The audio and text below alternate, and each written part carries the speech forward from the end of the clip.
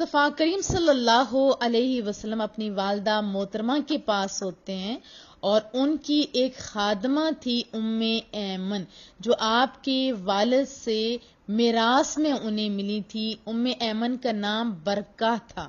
خدمت کرنے لگی، وہ خوش نصیب عورت، کھانا کھلاتی تھیں، کپڑے پہناتی تھیں، دھوتی تھیں محبوب صلی اللہ علیہ وسلم کے۔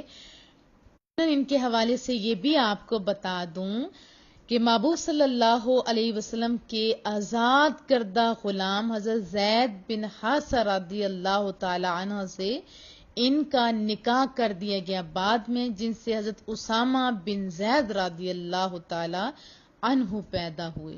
آپ کی عمر 6 برس ہوتی ہے تو محبوب کی والدہ آپ کو ساتھ لیتی ہیں مدینہ منورہ کی طرف۔ آپ کے دادا کے ننھیال بنو عدی بن نجار میں رشتہ داروں کی ملاقات کے لیے بھی اور اپنے شوہر کی قبر کی زیارت کے لیے جب وہ تشریف لے جاتی ہیں، ساتھ اپنے ام ایمن بھی لے لیتی ہیں۔ وفا کے مقام پر اما آمنہ کا تو وفات ہو جاتا ہے، انا للہ و انا الیہ راجعون۔ والد محترم نہیں ہوتے، اب والدہ محترمہ بھی نہیں رہتی۔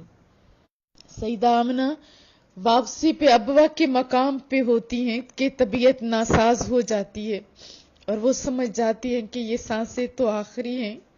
اپنے بیٹے محمد صلی اللہ علیہ وسلم کے سر پر، مبارک سر پر ہاتھ رکھتی ہیں اور روتی ہوئی فرماتی ہیں، میرے بچے، ہر چیز، نئی چیز نے پرانا ہو جانا ہے۔ جو اس دنیا میں آیا ہے اس نے یہاں سے جانا بھی ہے۔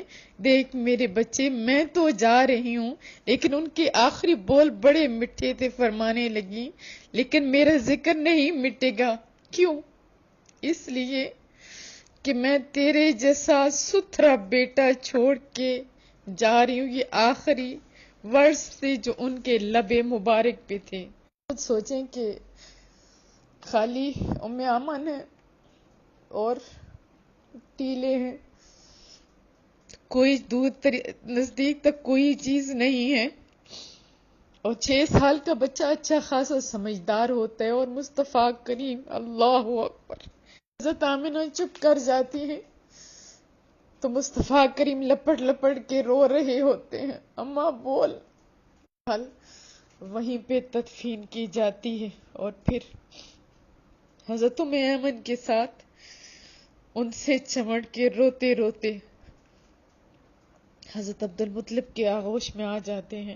حضرت ام ایمن کو کہتے ہیں میرے بچے کا خیال رکھنا، اور انہوں نے اتنا خیال رکھا کہ رسول اللہ صلی اللہ علیہ وسلم فرماتے ہیں کہ میری ماں کے بعد یہ میری دوسری ماں ہے، لیکن 2 سال بھی نہیں بیتتے تو یہ سایہ بھی سر سے اٹھ جاتا ہے۔ اس وقت آپ کی عمر 8 سال ہوتی ہے۔